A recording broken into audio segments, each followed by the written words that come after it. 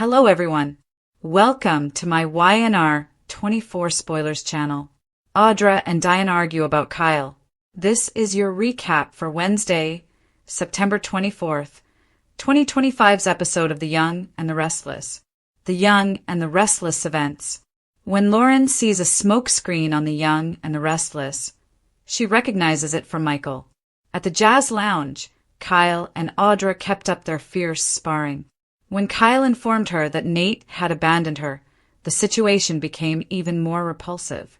Like you were dusted by Claire? Audra retorted. When Kyle informed Audra that she had no family and had never been married, he gave it his all. Kyle was in the middle of losing Claire to Holden when Audra labeled him weak and spoiled. While all of this was going on, Jack and Diane came into the lounge, reminding Kyle that he was on her bed with only a towel between them. Audra got up. "Shut up," he said. Jack advised lowering it by 10 or more. Since Kyle's father had saved him, Audra referred to him as pathetic. As Jack carried Kyle away, Audra advised Diane to keep her son away from her. Diane stated that because Audra had already done so, she would not cause a scene. Sally attempted to step in. Diane expressed regret for the loss of Abbott Communications, but she did not express regret for Audra's job loss. According to Audra, Kyle is solely to blame for this turmoil. "I'd always defend myself," she claimed. Audra, Diane noted, had lost everything. Kyle is not the golden child Diane says he is, according to Audra. Kyle came over to her, Audra observed. She promised to apologize to him, and Diane might ask Sally to confirm that if she so desired. Audra had regrets, according to Sally. Audra claimed that although Kyle thinks about Claire all the time, she wasn't the last person on his mind when he kissed her in France. She hurried to note, "Oh, of course," wondering what type of person could be so perverted. "Mom." Tucker told her everything about Diane, Audra told Diane. After so many people in Genoa City wanted Diane dead, Audra told Sally that she had staged her death. Diane insisted that she was responsible for her history. Diane explained to Audra that she felt justified in calling her out, saying, "Game recognizes game." Audra wants Kyle for herself, but she will never have him, according to Diane. Jack instructed Kyle to have some coffee in the interim. Kyle stated that he had to assist his mother. Kyle was cautioned by Jack not to provoke Audra. Kyle told his father he was clean, or at least working towards sobriety. Diane went with her son and husband. Kyle was told by Jack that Billy had sworn war on Kane. At that moment, Sally showed up after hearing Jack's comment. Billy, meantime, was in Chancellor Park, chatting on his phone with an unidentified individual. He said, "I'm not done with Ashby yet," and hung up. Audra and a shocked Sally went back to their table at the jazz lounge. Audra was reminded by Sally that they had decided not to let males to dictate their behavior.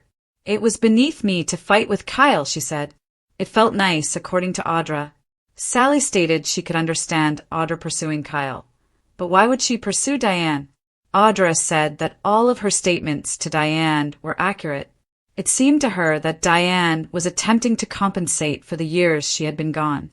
Audra made it clear that she would retaliate if someone struck. Sally grabbed her cell phone. Billy was the one. She questioned him about if he really was pursuing Kane. He cautioned her against acting hastily. Sally asked Billy, incredulously, if he had recently glanced in the mirror. Audra was curious about Billy's words. Billy told Sally not to make any hasty decisions. Audra recommended placing another order. Billy seemed sincerely remorseful when Sally mentioned that he wanted to meet with her. Billy's ultimate goal, according to Audra, was to return Sally to his ideal position as his dependable sidekick. That wasn't fair, Sally said. Billy would take Sally down with him, Audra remarked. When Billy turned on Kane, Kyle asked his parents. Jack clarified that Kane is no longer with the millionaire after dumping Billy. Diane and Kyle pointed out that Billy might decide not to pursue Kane tomorrow. Jack expressed concern that Kane may manipulate Billy. Jack felt that in order to shield Jabot from Kane, they had to put up a united front. Kane's hidden weapon, Jack informed Kyle, is an AI program that has the potential to financially harm a business. According to Jack, the threat must be taken seriously. Kyle inquired as to whether Kane's possession of the software was verified. Jack and Diane thought he did. There can be no room for error, Jack added. According to Diane, Jack worries that Billy will attack Kane. According to Kyle, he liked not having his parents criticize him. Diane hoped Billy had changed his mind. Jack claimed he was unsure if Kane or Billy was the larger wild card. Diane said that before it's too late, they should control Billy. Billy and Sally met at Chancellor Park in the meanwhile. She told Jack and Diane everything and stated that she wanted to see them. Billy revealed that he lost his focus after being engrossed in all the wrong things. Sally pondered the reason behind this profound realization. Billy acknowledged that Sally was correct and declared that any agreement he made with Kane was null and void. She couldn't trust it, Sally remarked. Billy claimed that Kane would not provide him with what he required or desired. Do you know what that is? Sally asked. Billy begged for pardon and stated it was Sally. Sally declared that she had had enough of being controlled. Billy said that Jack had withdrawn his funding, but Sally pointed out that this was untrue. Despite her objections, she pointed out that Billy had a plan to use blackmail. I apologize, Billy said. Sally insisted she was angry with herself. After Billy fed her a little sweet talk, she tossed away all she owned. Billy said, "Let me try to get this back on track." Billy claimed that Kane needed to be stopped because he was lying. Billy was switching from one preoccupation to another, Sally saw. One question crossed her mind. How does facing Kane help them get back on track? Billy said that Kane was the cause of their relationship's breakdown. Billy, not Kane, did that, Sally reminded out. In the meantime, Michael took Lauren to society for a special dinner. Lauren said that when Michael has done something to irritate her, he typically makes big movements like this. Michael revealed to Lauren that he was doing all of this because he loved her while cracking open a bottle of champagne. Although Michael had a tendency to soften her, Lauren acknowledged that he was a very romantic person. Michael toasted his wife, saying, "To my gorgeous, magnificent wife, even if she does know how to spoil a mood." Michael's choice of champagne was praised by Lauren. It just cost him $1.50, he joked. Michael said she would have been frugal if she had been raised by Gloria. Michael and Lauren danced. He inquired about Chris's opinion of her wedding gowns. Chris would try to wear them all, according to Lauren. His wife is a fashion genius, according to Michael. Lauren said that she was influenced by flattery. According to Lauren's theory, Michael did something he knew she wouldn't appreciate. Lauren inquired about Michael's recent activities. "It's not an unjust question," she said. "It wasn't an interesting question," Michael retorted. Michael chose to play music rather than respond to Lauren's inquiries. Lauren was requested to dance once more. Lauren questioned, "It's Victor, isn't it?" She suspected that Victor was enticing Michael to return to work, but he was hesitant to tell her. Lauren reminded Michael that he was imprisoned in Peru because of his work for Victor. Michael was urged by Lauren to assure her that they were not going back. Victor wasn't enticing him to anything, Michael reassured Lauren. According to Lauren, if Michael were to lie to her, she would not be able to forgive him. Michael swore that he didn't want anything to stand in the way of his relationship with Lauren. She went back to her initial query. What was he doing and where was he? Michael's telephone rang before he could respond. He declined to respond.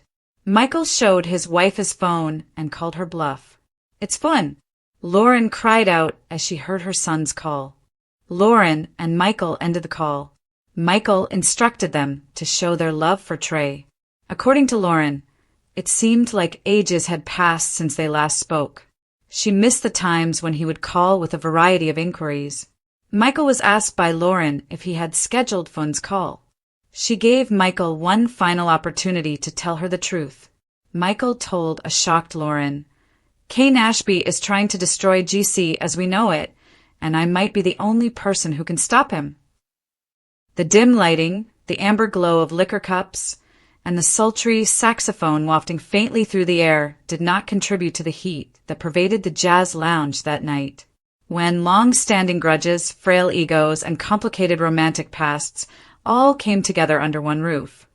It created the kind of tension that only Genoa City's most volatile individuals could evoke. Sitting across from Audra Charles, Kyle Abbott's body language was rigid, as though he was waiting for the next verbal blow, and his mouth was set in a harsh line. Audra leaned back in her chair across the small, intimate table with the well-honed poise of a woman who had been undervalued too often and had learned to use her poise as a weapon. Knowing that her remarks had been heard earlier and that she wasn't finished yet, she grinned. With the scathing malice he had inherited from centuries of Abbotts, Kyle had just hurled the accusation that Audra was nothing more than a woman clinging to ephemeral prospects, that she had no family, and that she had never been married. The sparkle in her eyes faded for a second. Kyle had touched a nerve by reminding Audra of the very gaps in her life that she attempted to fill with ambition, seduction, and power struggles. Audra was not one to display weakness, since hiding it was essential to her survival. If there was one thing Audra had learned in Genoa City, it was that to be weak was to give up. She laughed scornfully, straightened her back, and looked him in the eye. Weak? Are you spoiled? Kyle, you're referring to me? Examine yourself in the mirror. Right now, the only thing keeping you together is your parents' constant attempts to save you as you crash and burn. And trust me, you're headed toward losing Claire in the same manner that you've lost everything else. Holden is simply awaiting the ideal opportunity to free her from your privileged hold. Kyle felt the brunt of the barb. Hearing Claire's name said by Audra like a weapon irritated him, since she was the only constant thing he had recently attempted to hold on to. The abrupt change in energy across the lounge, the entrance of Jack and Diane Abbott, drowned out his reply. Their presence completely changed the atmosphere of the place, like a storm, front moving in.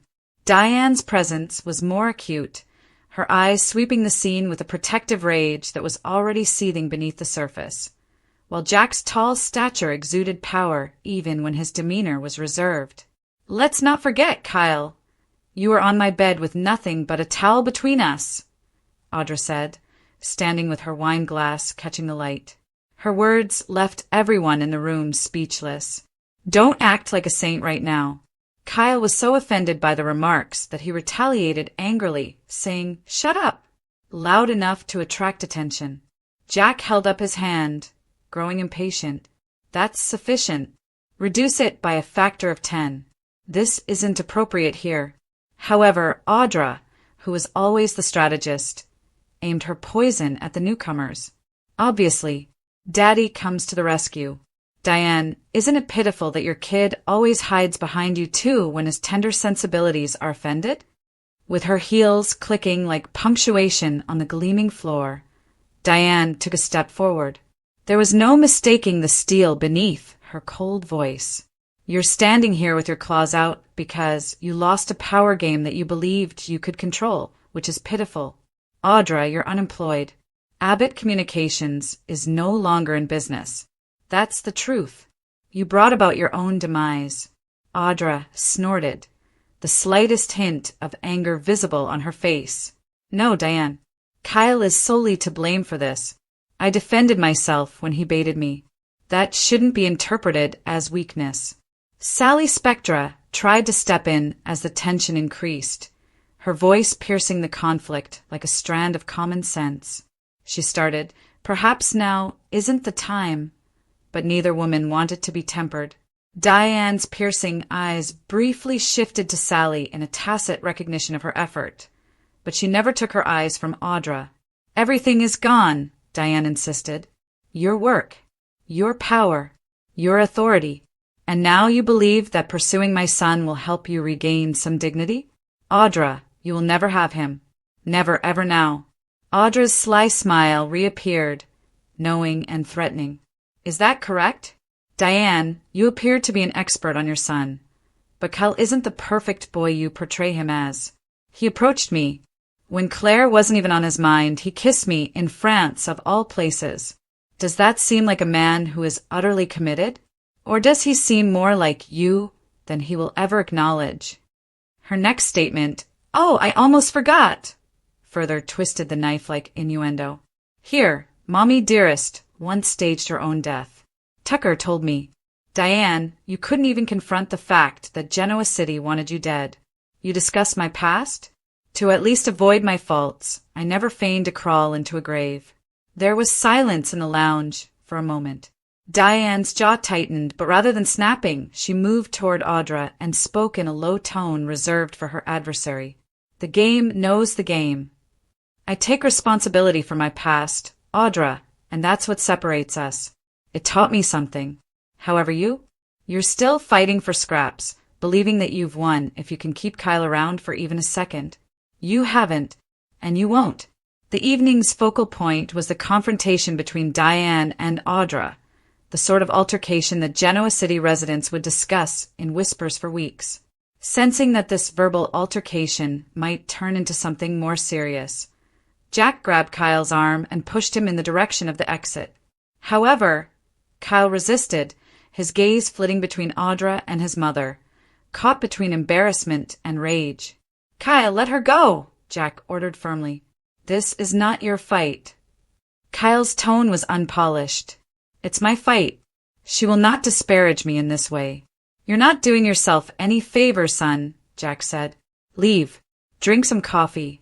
Get sober and move on."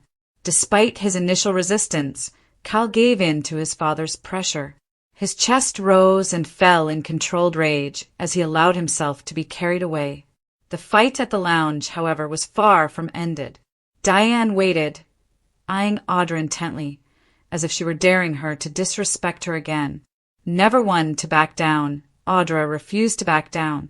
She looked at Sally, who had been stuck in the middle. "Sally, tell her. I was prepared to apologize, so tell Diane. Express my apologies for what transpired with Kyle to her." Sally paused, trying to exercise caution as the diplomat in her tried to speak. "Yes, Diane, she does have regrets. I have personally heard her say it." Audra grabbed the confirmation. "You see, even if I'm not flawless, I take responsibility for my actions. Can Kyle say the same? Or will he continue to hide behind his mother's skirts and play the innocent?" The last insult was excessive. Diane's lips formed the tiniest smile, but it was one of victory rather than laughter. "Audra, I told you, my son will never be yours. Because, like me, he will ultimately always see right through you." Audra trembled for the first time as the words came out. Sally noticed the slight change, but not enough for the untrained eye to pick it out. Despite her confidence, Audra was shaken. The discussion then turned to even more sinister topics, including Billy's plotting with Kane, Michael's avoidance of Lauren, and the network of disputes that sprang out of this one encounter. However, the echoes of Diane and Audra's altercation hung in the air like smoke, serving as a reminder that rivalries in Genoa City never really go away. On CBS and Paramount Plus, watch brand new episodes of The Young and the Restless.